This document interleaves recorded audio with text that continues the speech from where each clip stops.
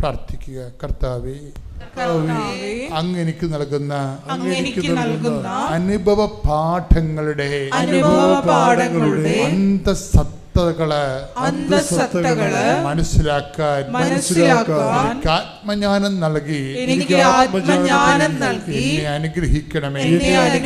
ശ്രുതികട hallelujah.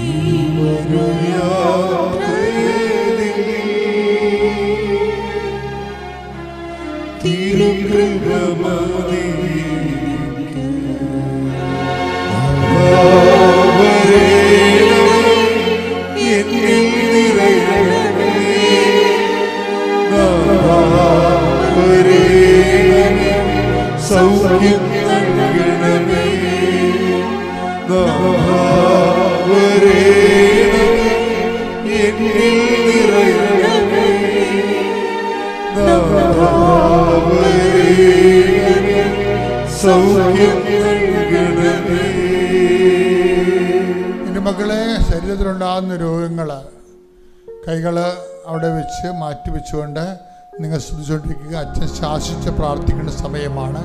കൈകൾ മാറ്റിക്കൊണ്ട് ശരീരത്തിൽ വിവിധ രോഗങ്ങളുള്ള ഇടങ്ങളിലേക്ക് സ്ഥലങ്ങൾ കൈകൾ മാറ്റിക്കൊണ്ട് ഇട്ടിമുഴക്കം പോലെ സ്തുതിക്കട്ടെ. ഹല്ലേലൂയ.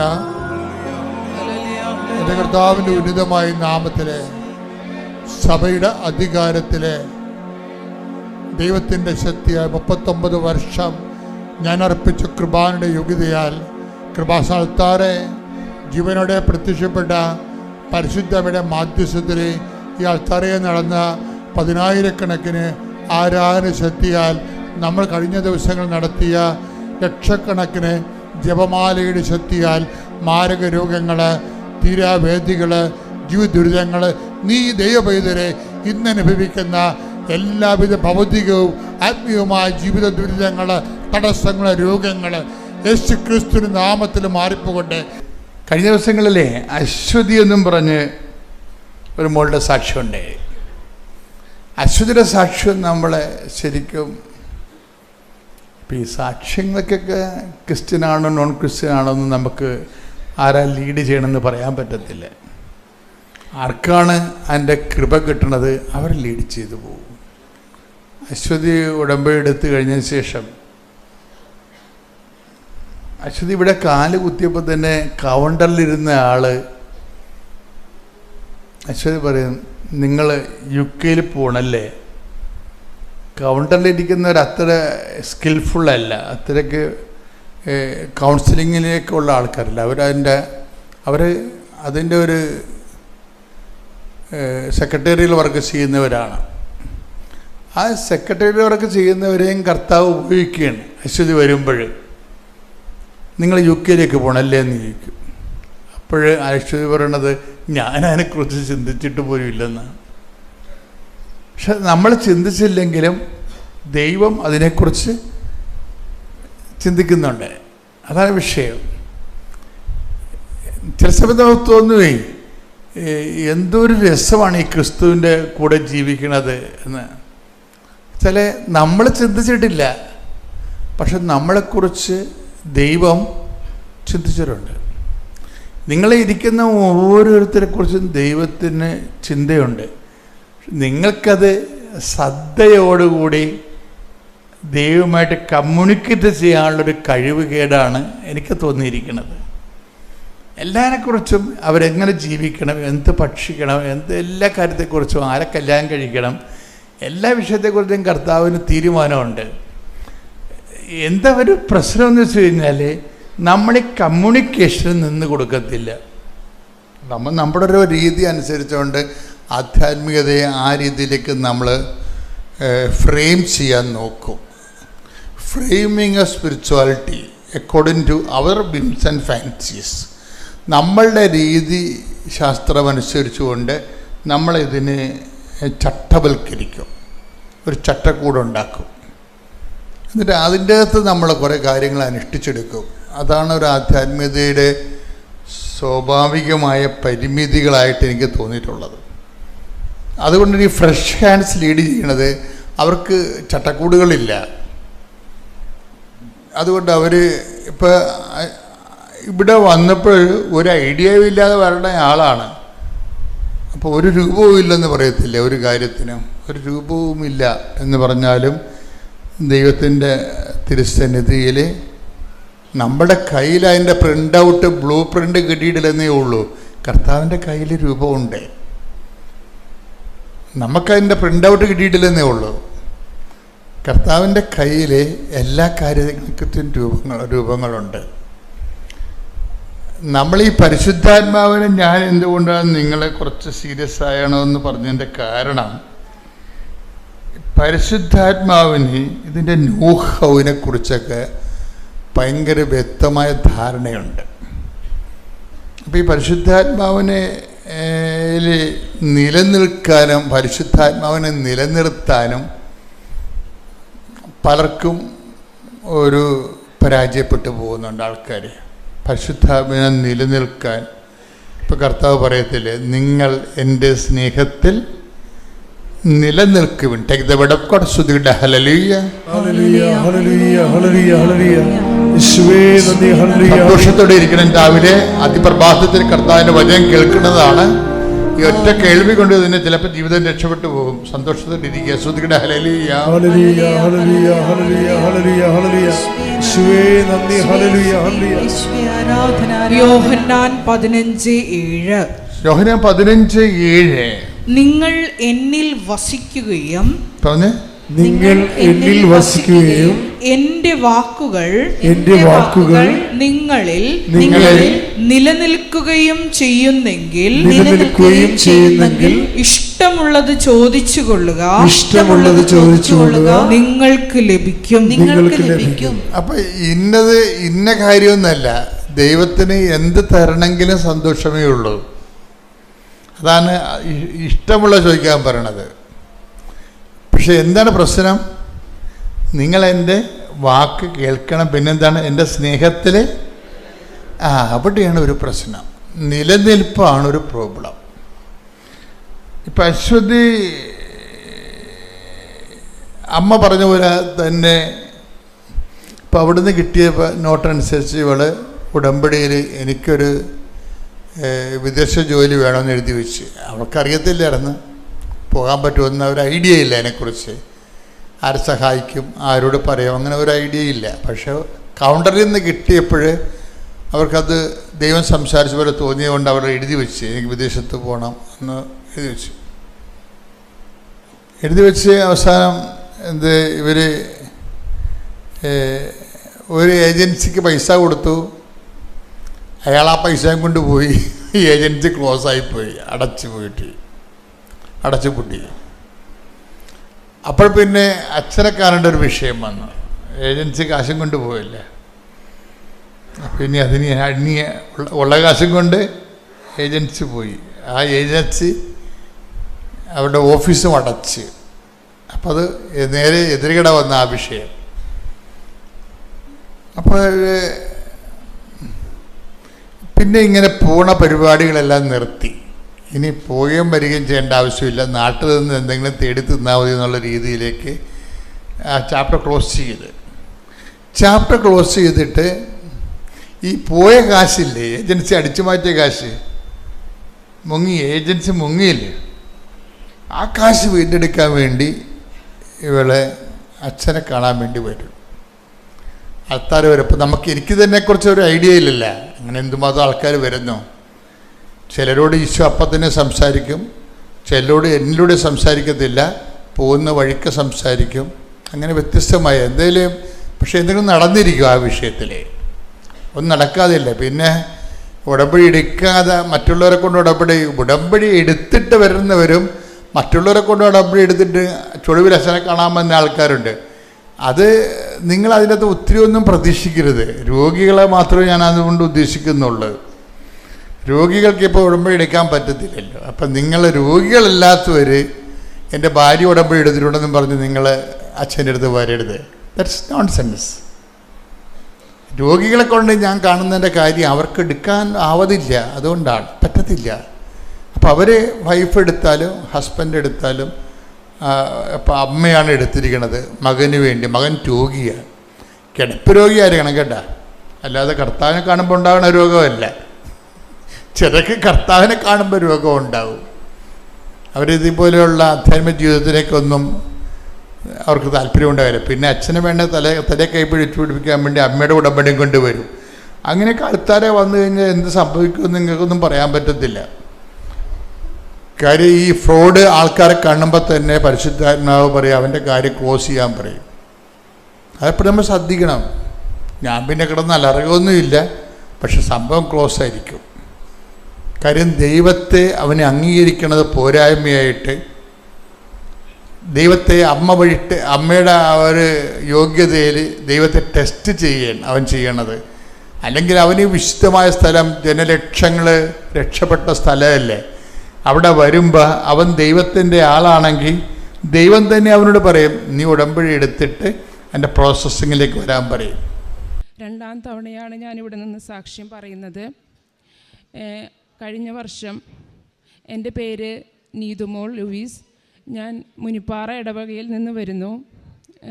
കഴിഞ്ഞ വർഷം 2023 ജൂൺ 16-ാം തീയതി ഞാൻ ഉടമ്പടി പുതുക്കിയപ്പോൾ ഹസ്ബൻഡിൻ്റെ ജോലി UK-യിലേക്കുള്ള ജോലിയും കൂടി ഞാൻ അതിൽ നിയോഗം വെച്ചിരുന്നു. അതിനോടനുബന്ധിച്ച് ആ ഉടമ്പടി 3 മാസത്തിനുള്ളിൽ തന്നെ ഹസ്ബൻഡിന് അവിടെ ഗവൺമെൻറ്റിൽ ക്കുള്ള ഇൻ്റർവ്യൂ വരികയും ഇൻ്റർവ്യൂ അറ്റൻഡ് ചെയ്യാൻ വേണ്ടി സാഹചര്യം ഒരുങ്ങുകയും ചെയ്തു. അപ്പോൾ ഹസ്ബൻഡ് എന്നോട് പറഞ്ഞു എനിക്ക് യാതൊരുവിധ കോൺഫിഡൻ്റ് ഇല്ല, കാരണം അവർ ചോദിക്കുന്നത് എന്താണെന്ന് ആൾക്ക് മനസ്സിലാവോ ഇല്ലയെന്ന് അറിയില്ല എന്ന് പറഞ്ഞു. പക്ഷേ ഞാൻ ഹസ്ബൻഡിനോട് പറഞ്ഞു മാതാവുണ്ട് നമ്മുടെ കൂടെ, ഒന്നും പേടിക്കേണ്ട കാര്യമില്ല, നമുക്ക് മാതാവിൻ്റെ ഉപ്പിട്ട് മാതാവിൻ്റെ തൈലം തേച്ച് പ്രാർത്ഥിക്കാം, മാതാവ് വരും ഇൻ്റർവ്യൂ സമയത്തെന്ന് പറഞ്ഞു. അതുപോലെ തന്നെ ഇൻ്റർവ്യൂ നടന്നപ്പോൾ ആദ്യം ഫസ്റ്റ് ഇൻ്റർവ്യൂ തുടങ്ങാൻ കുറച്ച് ബുദ്ധിമുട്ടുകളുണ്ടായി, നെറ്റിൻ്റെ പ്രശ്നങ്ങളും കാര്യങ്ങളും. പക്ഷേ അതെല്ലാം തരണം ചെയ്ത് ഇൻ്റർവ്യൂ സ്റ്റാർട്ടായി. പരമാവധി ക്വസ്റ്റ്യൻസ് ആൾ ആൻസർ ചെയ്തു. പക്ഷേ ഇൻ്റർവ്യൂ കഴിഞ്ഞ് വന്നപ്പോൾ എന്നോട് പറഞ്ഞു ഇൻ്റർവ്യൂവിൽ എൻ്റെ കഴിവുകൊണ്ടൊന്നും അതിൽ കിട്ടാനില്ല എന്ന് പറഞ്ഞു. അപ്പം ഞാൻ പറഞ്ഞു മാതാവ് എന്തായാലും ഇൻ്റർവ്യൂ പാനലിൽ വന്നിട്ടുണ്ട്. അതുപോലെ തന്നെ ഇൻ്റർവ്യൂ പാനലിൽ വന്നത് ഒരു ഫീമെയിൽ സ്റ്റാഫായിരുന്നു. അപ്പം എന്തായാലും മാതാവ് നിങ്ങളുടെ കാര്യത്തിൽ ഇടപെടുമെന്ന് തന്നെ ഞാൻ പറഞ്ഞു. അങ്ങനെ അത് കഴിഞ്ഞ് 2 ആഴ്ച കഴിഞ്ഞ് അച്ഛൻ്റെ ഉടമ്പടി ധ്യാനം ഞാൻ കൂടിക്കൊണ്ടിരുന്നപ്പോൾ റിസൾട്ട് വന്നു, പാസ്സായെന്ന് പറഞ്ഞ്. അപ്പോൾ അത് മാതാവിൻ്റെ ഇടപെടൽ തന്നെയാണെന്ന് ഞാൻ പൂർണ്ണമായി വിശ്വസിക്കുന്നു. അത് കഴിഞ്ഞ് ഞങ്ങൾക്ക് ഒത്തിരി കടമ്പകളുണ്ടായിരുന്നു. കാരണം ഞങ്ങൾ ഫാമിലിയായിട്ട് ഖത്തറിലായിരുന്നു. അപ്പോൾ അവിടുത്തെ ലോണ് ഒരു അത്യാവശ്യം നല്ലൊരു വലിയ എമൗണ്ട് തന്നെ ഉണ്ടായിരുന്നു. അപ്പോൾ അതെങ്ങനെ ഈ 2 മാസത്തെ കാലാവധിയാണ് ഞങ്ങൾക്ക് അവിടെ നിന്ന് തന്നത്. ആ കാലാവധിക്കുള്ളിൽ അത് അടച്ചു തീർക്കുക എന്നത് ഞങ്ങൾക്കൊരു വലിയ പ്രതിസന്ധി തന്നെയായിരുന്നു. അപ്പോൾ ഹസ്ബൻഡ് എന്നോട് പറഞ്ഞു എങ്ങനെ ഈ ലോൺ അടച്ചു തീർക്കുക എന്നോട് ചോദിച്ചു. അപ്പം ഞാൻ പറഞ്ഞു ഇത്രയും വരെ നമ്മളെ മാതാവ് എത്തിച്ചെങ്കിൽ മാതാവിനറിയാം, മാതാവ് ഇനി മുന്നോട്ടുള്ള കാര്യങ്ങളും നടത്തി തരും തന്നെ പറഞ്ഞു. കാരണം ഞങ്ങളുടെ കയ്യിൽ ആ സമയത്ത് സാമ്പത്തികമായിട്ട് ലോൺ അടയ്ക്കുക എന്ന് പറയുന്നത് ഒട്ടും നടക്കാത്തൊരു കാര്യം തന്നെയായിരുന്നു. പക്ഷേ ആ 2 മാസത്തിനുള്ളിൽ തന്നെ എങ്ങനെയെന്ന് ഞങ്ങൾക്കറിയില്ല, പക്ഷേ ലോണെല്ലാം ഞങ്ങൾക്ക് അടച്ചു തീർക്കാൻ സാധിച്ചു. അതുപോലെ തന്നെ ആൾക്ക് വിസ വരികയും എല്ലാം നടന്നു. അതിൻ്റെ ഇടയ്ക്ക് ഞാനും 3 മക്കളും കൂടി നാട്ടിലേക്ക് പോന്നു. അപ്പോൾ ഫാമിലി വിസ ക്യാൻസൽ ചെയ്യാതെയാണ് ഞങ്ങൾ പോകുന്നത്. പക്ഷെ അത് വളരെ എളുപ്പത്തിൽ നടക്കുന്നതാണ് ഞങ്ങൾ വിചാരിച്ചത്. അപ്പോൾ ഹസ്ബൻഡ് വിളിച്ചിട്ട് പറഞ്ഞു, ഞങ്ങൾ തിരിച്ച് അങ്ങോട്ട് തന്നെ ഖത്തറിലേക്ക് ചെല്ലണം, എന്നാലാണ് ഫാമിലി വിസ ക്യാൻസൽ ചെയ്യാൻ പറ്റുള്ളൂ എന്നാണ് അവർ പറയണതെന്ന് പറഞ്ഞു. അപ്പം ഞാൻ മാതാവിൻ്റെ അടുത്ത് പോയിട്ട് മാതാവിനോട് കരഞ്ഞു പ്രാർത്ഥിച്ചു, മാതാവേ, ഈ 3 കുഞ്ഞുമക്കളെയും കൊണ്ട് എന്നെക്കൊണ്ട് ഇനി അങ്ങോട്ട് പോകാൻ എന്നെ അനുവദിക്കരുത്, മാതാവ് തന്നെ പോകണം എന്ന് പറഞ്ഞ് ഞാൻ മക്കളുടെയും എൻ്റെയും വിസയിൽ തൈലം തേച്ച് പ്രാർത്ഥിച്ച് മാതാവിൻ്റെ അടുത്ത് ഞാൻ ഏൽപ്പിച്ചു. മാതാവ് പോയി എല്ലാ കാര്യങ്ങളും ഭംഗിയാക്കി തരണമെന്ന് പ്രാർത്ഥിച്ചു. അതുപോലെ തന്നെ ഹസ്ബൻഡിൻ്റെ കമ്പനിയിലെ അത് ഒരിക്കലും ആർക്കും വേണ്ടി അവർ അങ്ങനെ പോയി ചെയ്യാറില്ല. പക്ഷേ ഹസ്ബൻഡിൻ്റെ അവിടുത്തെ മേലുദ്യോഗസ്ഥൻ തന്നെ ആളുടെ കൂടെ പോയി അവിടുത്തെ വിസ ഓഫീസിലെ പോലീസുകാരോട് സംസാരിച്ച് വെറും 10 മിനിറ്റിനുള്ളിൽ തന്നെ വിസ ക്യാൻസൽ ചെയ്തു എന്ന് പറഞ്ഞ് ഹസ്ബൻഡ് എന്നെ വിളിച്ചു പറഞ്ഞു. അപ്പോൾ ഈ പോകുന്ന വഴിക്ക് മേലുദ്യോഗസ്ഥൻ ഹസ്ബൻഡിനോട് തമാശ രൂപത്തിൽ പറഞ്ഞു, നിങ്ങൾക്കിടെ വിസയൊന്നും ക്യാൻസലാവാൻ പോകുന്നില്ല എന്ന് പറഞ്ഞു. അപ്പോൾ ആളും ഒന്നും മിണ്ടിയില്ല, ആൾ ചിരിച്ചു. അപ്പോൾ ആളോട് ഞാൻ പറഞ്ഞിട്ടുണ്ടായിരുന്നു, മാതാവ് നോക്കിക്കോളും, മാതാവ് നമ്മളെ കൈവിടില്ല, കാരണം നമ്മൾ ഉടമ്പടി എടുത്ത മക്കളാണെന്ന് പറഞ്ഞു. അങ്ങനെ അതുപോലെ തന്നെ ഞങ്ങൾക്ക് വിസ ഞങ്ങൾ മക്കളെ കൊണ്ട് പോവാതെ തന്നെ വിസ ക്യാൻസലായി ലഭിച്ചു. അത് മാതാവിൻ്റെ വലിയൊരു ഇടപെടലാണെന്ന് തന്നെ ഞാൻ പൂർണ്ണമായി വിശ്വസിക്കുന്നു. രണ്ടാമതായിട്ട് അതുപോലെ ഹസ്ബൻഡിൻ്റെ വിസ വന്നു. ഹസ്ബൻഡ് നാളെ UK ഫ്ലൈ ചെയ്യാൻ പോവാണ്. പിന്നെ ഹസ്ബൻഡിനാണെങ്കിൽ പൊടിയും തണുപ്പ് അങ്ങനെയുള്ളതൊക്കെ ഭയങ്കര അലർജിയാണ്. അപ്പോൾ ഹസ്ബൻഡ് അവിടെ വർക്ക് ചെയ്യുന്ന സമയത്ത് ഈവൻ ഖത്തറിലാണെങ്കിൽ പോലും അവിടുത്തെ തണുപ്പടിക്കുമ്പോഴും അവിടെയുള്ള ആൾക്കാർ കൂട്ടുകാരൊക്കെ കളിയാക്കും, ഈ തണുപ്പിൽ നീ അലർജി വെച്ചിട്ടാണോ UK പോകണമെന്ന് ചോദിക്കുകയാണ്. അപ്പം ഞാൻ പറഞ്ഞു, ഇല്ല, മാതാവുണ്ട് നമ്മുടെ കൂടെ, മാതാവ് ഇനിയുള്ള കാര്യങ്ങൾ മുന്നോട്ട് നമ്മളെ എല്ലാം ക്രമീകരിച്ച് തരുന്നത് തന്നെ ഞാൻ പറഞ്ഞു ഹസ്ബൻഡിനോട്. അടുത്തതായിട്ട് എനിക്ക് ഇതിൻ്റെ ഇടയ്ക്ക് കാൽമുട്ടിലൊരു ചെറിയ ട്യൂമർ ഉണ്ടായിരുന്നു. അതിനോടനുബന്ധിച്ച് സർജറി ചെയ്തു. അത് കഴിഞ്ഞ് സർജറി ചെയ്ത ശേഷം 10-15 ദിവസം കാല് അനക്കാതെ വെച്ചതിൻ്റെ കാരണം കാല് വളരെ മുട്ട് സ്റ്റിഫായി പോയി. കാല് എന്ത് ചെയ്താൽ വളയുന്നില്ല. പക്ഷേ മക്കളുടെ അവിടുത്തെ സ്കൂളിൽ അവധി കഴിഞ്ഞു പോകേണ്ട ദിവസമായി. പക്ഷേ എന്നാലും അപ്പോൾ ഹസ്ബൻഡ് എന്നെ ധൈര്യപ്പെടുത്തി, നമ്മൾ ഉടമ്പടി എടുത്തവരാണ്, മാതാവുണ്ട് കൂടെ എന്ന് പറഞ്ഞ് ഇവിടുന്ന് ഞങ്ങൾ ഖത്തറിലേക്ക് പോയി. ഫിസിയോതെറാപ്പി ചെയ്യാൻ പറഞ്ഞു. അപ്പോൾ ഇവിടുന്ന് വീൽ ചെയറിലാണ് ഞാനൊക്കെ പോയത്, ഫ്ലൈറ്റിലെല്ലാം പോയത്. അത് കഴിഞ്ഞ് അവിടെ ചെന്നു. അവിടെ ഗവൺമെൻറ്റിലൊന്നും നമുക്ക് അപ്പോയിൻമെൻറ്റ് കിട്ടുക എന്ന് പറയുന്നത് വളരെ ബുദ്ധിമുട്ടുള്ള കാര്യമാണ്. 6 മാസം 1 വർഷമൊക്കെ കഴിയും നമുക്ക് അപ്പോയിൻമെൻറ്റ് കിട്ടുക. പ്രൈവറ്റിൽ ചെയ്യുക എന്ന് പറയുന്നത് 1 മണിക്കൂർ നമ്മളൊരു ഫിസിയോതെറാപ്പി ചെയ്യണതിന് 10-15,000 രൂപ നമ്മൾ മുടക്കണം, ഇന്ത്യൻ മണി. അപ്പോൾ ഞാൻ മാതാവിനോട് പ്രാർത്ഥിച്ചു, മാതാവേ, എനിക്ക് 3 കുഞ്ഞുമക്കളെ നോക്കണം, മാതാവ് തന്നെ എനിക്ക് അതിനുള്ള വഴി കാണിച്ചു തരണം എന്ന് പറഞ്ഞു. അങ്ങനെ ഞാൻ എന്നും മാതാവിൻ്റെ തൈലം തേച്ച് പ്രാർത്ഥിച്ചു. അങ്ങനെ വിത്തിൻ 1 വീക്കിൽ തന്നെ എനിക്ക് അവിടെ ഗവൺമെൻറ്റിൽ ഒരു അപ്പോയിൻമെൻറ്റ് ഫിസിയോതെറാപ്പിക്ക് കിട്ടി. അങ്ങനെ 6 മാസം 1 രൂപ പോലും ചിലവില്ലാതെ എനിക്ക് ഫിസിയോതെറാപ്പി ചെയ്യാൻ പറ്റി. ഇപ്പം എൻ്റെ കാലിൻ്റെ വളയ്ക്കാനുള്ള ബുദ്ധിമുട്ട് കാര്യങ്ങളെല്ലാം മാറി. മാതാവിൻ്റെ വലിയൊരു ഇടപെടലാണെന്ന് തന്നെ ഞാൻ പൂർണ്ണമായി വിശ്വസിക്കുന്നു. അതുപോലെ തന്നെ ഇവിടുത്തെ നേർച്ച വസ്തുക്കൾ മുഖാന്തരം എന്ന് പറഞ്ഞാൽ ഹസ്ബൻഡിന് ഇടയ്ക്ക് കഴിഞ്ഞ വർഷം ആൾ നൈറ്റ് ഡ്യൂട്ടി കഴിഞ്ഞ് വന്നപ്പോൾ കാറ് പെട്ടെന്ന് അവിടുത്തെ ഡിവൈഡറിൽ കയറി. അതായത് ഫ്രണ്ട് പോർഷൻ ഒരുവിധം തന്നെ അതിൻ്റെ കേടുപാടുകൾ സംഭവിച്ചു. പക്ഷേ ഹസ്ബൻഡിനൊന്നും സംഭവിച്ചില്ല. അതും മാതാവിൻ്റെ വലിയൊരു സംരക്ഷണമാണെന്ന് തന്നെ കരുതുന്നു. അങ്ങനെ വണ്ടി റിപ്പയർ ചെയ്തു. 1 തവണ ചെയ്തു, 2 തവണ ചെയ്തു, 2-3-5 ലക്ഷങ്ങളോളം ഞങ്ങൾ മുടക്കി. പക്ഷേ അവർ വർക്ക്ഷോപ്പിൽ നിന്ന് പറഞ്ഞു, അതുകൊണ്ട് ഇനിയൊന്നും നമുക്കത് യൂസ് ചെയ്യാൻ പറ്റില്ല എന്നുള്ള രീതിയിൽ തന്നെ പറഞ്ഞു. അപ്പോൾ ഹസ്ബൻഡ് എൻ്റെ അടുത്ത് വന്ന് പറഞ്ഞപ്പോൾ ഞാൻ പറഞ്ഞു, നമുക്ക് മാതാവിൻ്റെ ഉപ്പിട്ട് തൈലിട്ട് പ്രാർത്ഥിക്കാമെന്ന് പറഞ്ഞ് അങ്ങനെ മാതാവിൻ്റെ ഉപ്പിട്ട് പ്രാർത്ഥിച്ച് 1/2 മണിക്കൂറിനുള്ളിൽ തന്നെ കാറ് വിൽപ്പന നടക്കുകയും ചെയ്തു. പക്ഷേ ഹസ്ബൻഡിന് ഒരു വിഷമമുണ്ടായിരുന്നു, ഇത് നമ്മൾ കാറിന് കേടുപാടുകളുള്ളത് അറിയാതെ ഒരാൾക്ക് ഒരിക്കലും വിൽക്കാൻ ഇടവരുത്തരുതെന്ന്. അതുപോലെ തന്നെ കാറിൻ്റെ കേടുപാടുകൾ അറിഞ്ഞ് അത് മനസ്സിലാക്കി അവർക്ക് ഉപകരിക്കുന്ന രീതിയിൽ തന്നെ അത് വിറ്റുപോകാൻ സാധിച്ചു. അതും മാതാവിൻ്റെ ഈശോയുടെയും വലിയ ഇടപെടലും വലിയ അനുഗ്രഹമാണെന്ന് തന്നെ ഞാൻ വിശ്വസിക്കുന്നു. അതുപോലെ തന്നെ കാരുണ്യ പ്രവർത്തികൾ ഞങ്ങൾ അവിടെ പുറത്തായിരുന്നത് കൊണ്ട് തന്നെ ഞങ്ങൾക്ക് രോഗി സന്ദർശനം കാര്യങ്ങളൊന്നും നടക്കത്തില്ലാത്തതുകൊണ്ടും ഞങ്ങൾ സാമ്പത്തികമായിട്ട് മന്ത്ലി കാരുണ്യാലയത്തിലേക്കും ഇതുപോലെ തന്നെ 2 കുഞ്ഞുങ്ങളെ പഠിക്കാനുള്ള സാമ്പത്തിക സഹായം ഞങ്ങളെ കണ്ട് കഴിയുന്ന രീതിയിൽ ഞങ്ങൾ കൊടുക്കുമായിരുന്നു. പിന്നെ ഇവിടെ നിന്ന് വരുമ്പോൾ ഞങ്ങൾ ഉടമ്പടി പത്രം മേടിച്ചു കൊണ്ടുപോകും. അത് അവിടെ പള്ളികളിലും ഇംഗ്ലീഷ് പത്രം മേടിക്കും. ഇംഗ്ലീഷ് മാസിന് പോകുമ്പോൾ അവിടെ കൊടുക്കും. പിന്നെ പ്രത്യക്ഷീകരണ പ്രാർത്ഥന ഞാൻ പ്രിൻ്റ് എടുത്ത് അതിനോടൊപ്പം വെച്ച് കൊടുക്കാറുണ്ട്. പിന്നെ കാശ് രൂപവും മേടിച്ച് അതിനോടൊപ്പം തന്നെ സ്റ്റാപ്ലർ ചെയ്ത് വെച്ച് അവരോട് പറഞ്ഞു കൊടുക്കും ഞാൻ. പിന്നെ നാട്ടിൽ പേപ്പർ കൊടുക്കുമ്പോൾ പലരും വേണ്ടാന്ന് പറയും. പക്ഷേ വേണ്ടാന്ന് പറയുന്നവരോട് ഞാൻ നിർബന്ധിക്കാറില്ല. കൂടുതലും അക്രൈസ്തവരായവർക്കാണ് ഞാൻ പേപ്പർ കൊടുക്കാറുള്ളത്. പിന്നെ ഒരു തവണ ഞാൻ പേപ്പർ കൊടുക്കാൻ കടകളിൽ കയറിയപ്പോൾ അവിടുത്തെ ചേച്ചി എന്നോട് പറഞ്ഞു, മോളെ ഇവിടെ പേപ്പർ വേണ്ട, കാരണം ഇവിടെ ഒരു 2 കെട്ട് പേപ്പർ ഇരിക്കുകയാണെന്ന് പറഞ്ഞു. അങ്ങനെ ഞാൻ അതും എടുത്ത് കൊണ്ടുപോയി വളരെ സന്തോഷത്തോടു കൂടി തന്നെ എല്ലാവർക്കും കൊടുക്കാൻ എന്നെ അനുഗ്രഹിച്ചു മാതാവ്. പിന്നെ ബൈബിൾ വായന ആദ്യമൊക്കെ എനിക്ക് മടിയായിരുന്നു. പക്ഷേ ഇപ്പോൾ എല്ലാ ദിവസവും ബൈബിൾ വായിച്ചില്ലെങ്കിൽ ഒരു വിഷമം പോലെയാണ്. പിന്നെ ദിവ്യബലി എല്ലാ ദിവസവും പങ്കെടുക്കാൻ എന്നെക്കൊണ്ടാവുന്ന വിധത്തിലെല്ലാം ഞാൻ പോകും. അല്ലാത്ത ദിവസങ്ങളിൽ ഞാൻ ഓൺലൈനായിട്ട് പങ്കെടുക്കും.